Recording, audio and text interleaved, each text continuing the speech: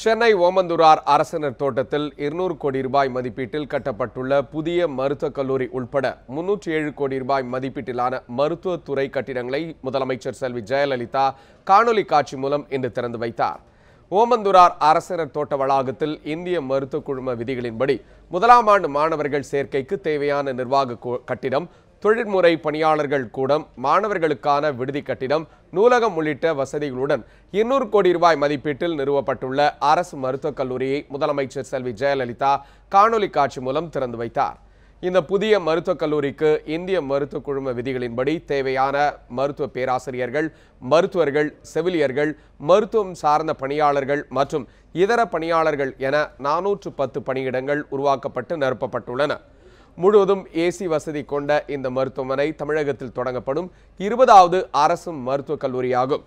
நடப்பு கல்வியாண்டுக்கான மாணவர் சேர்க்கை முடிவடைந்த நிலையில் மருத்துவக் கல்லூரி திறக்கப்பட்டதை தொடர்ந்து வகுப்புகளும் இன்றே தொடங்கின.